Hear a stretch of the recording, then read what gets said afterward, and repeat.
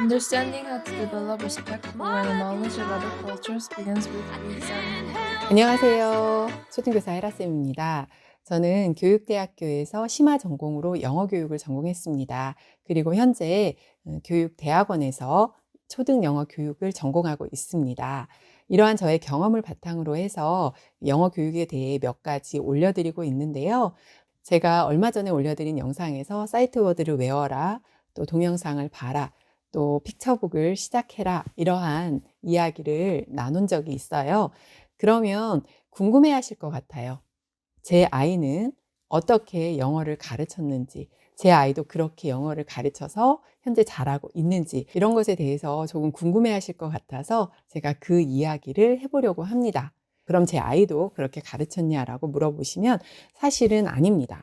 사전에 미리 한 번은 짚고 넘어가야 할 것 같아서 제가 오늘은 저의 아이 영어 공부시킨 방법에 대해서 기억을 소환해서 한번 이야기를 해 드리려고 합니다.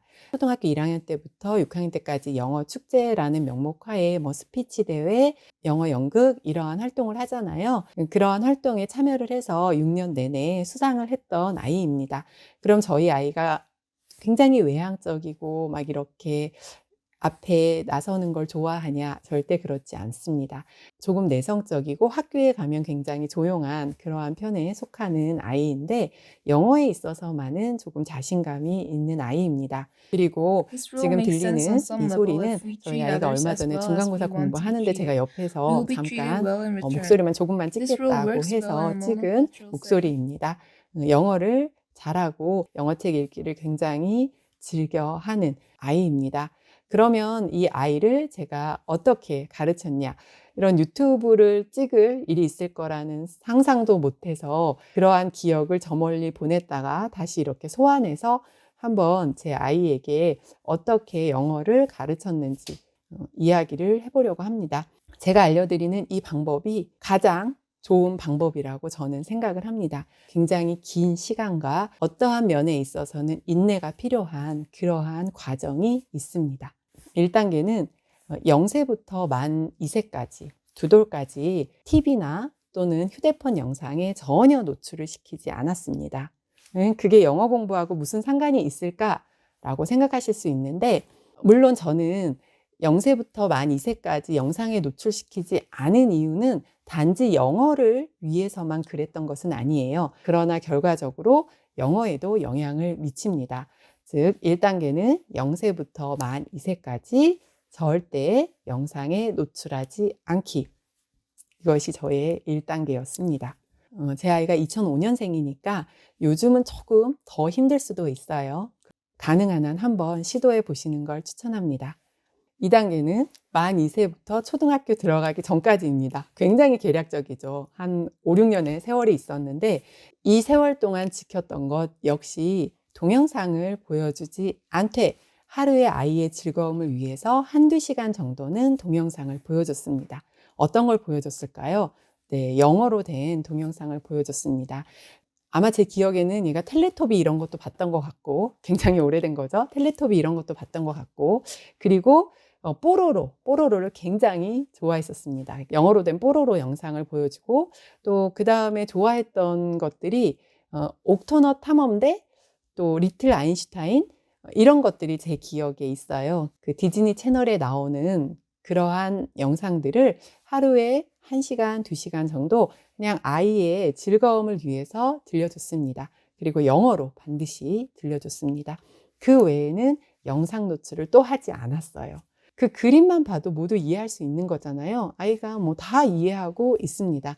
리틀 아인슈타인 이런 것들도 물어보면 전부 이해하고 있었습니다.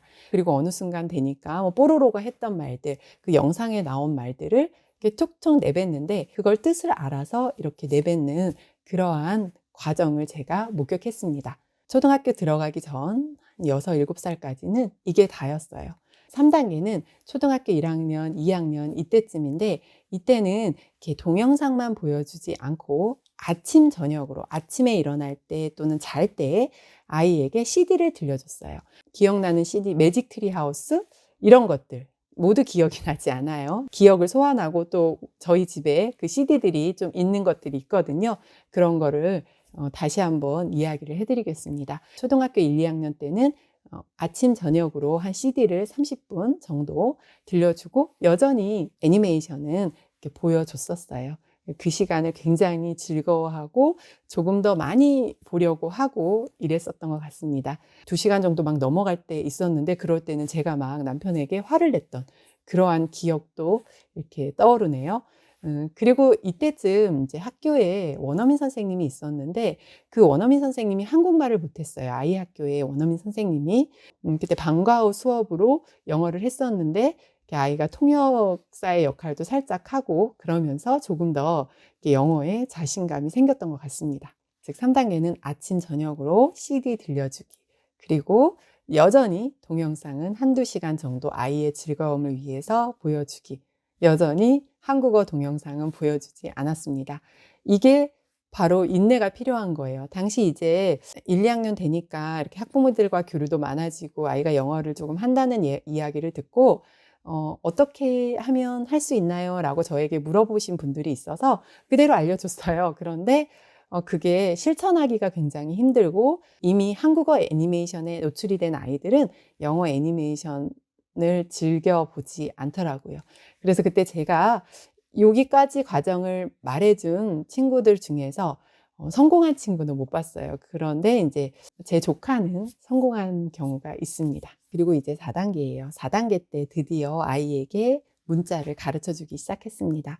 여전히 아침 저녁으로는 CD를 들려줬고, 그리고 동영상 애니메이션은 하루에 1시간 정도 아이에게 보여줬습니다.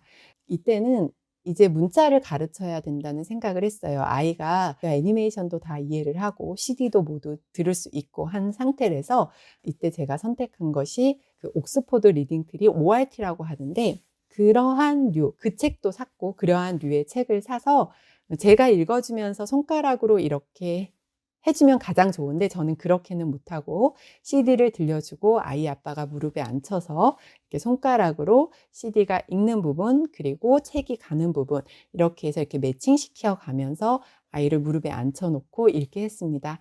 이거 한 1년 정도 하니까 아이가 어느 정도 책을 읽게 되었어요. 사이트 워드를 외우지 않았고요. 파닉스를 따로 외우지 않았습니다. 알파벳도 ABCD 쓰지 않았습니다. 학교에서는 영어 공책에 썼던 것 같아요. 이때 아이가 학교에서 영어 공부를 했었으니까요. 1년 만에 책을 읽게 되더라고요. 저희 아이 저 닮아서 머리 그렇게 좋지 않습니다. 제 아이가 영상을 안 보니까, 심지어 구독자도 아니니까 이런 말씀을 드리는 거예요. 제가 왜 이전에 ABCD 이런 걸 먼저 알려주지 않았냐면 저는 원어민처럼 듣고 이해할 수 있는 단계가 되었을 때 문자를 가르쳐야 한다는 그 생각을 하고 있었고 지금도 그게 가장 좋은 방법이라는 데에는 사실 변함이 없습니다. 3학년이 되어서 이렇게 매칭 연습을 시켰을 때 아이가 잘 따라오는 건 아마 1, 2학년 때 시켰으면 더 지루해하고 하기 싫어하고 또 빨리 터득하지 못했을 텐데 이미 한 3학년 정도 되니까 한 1년 만에 터득할 수 있었던 것 같아요. 5단계가 되자 아이가 그 전에 구스범프 이런 거를 CD로 들었었거든요.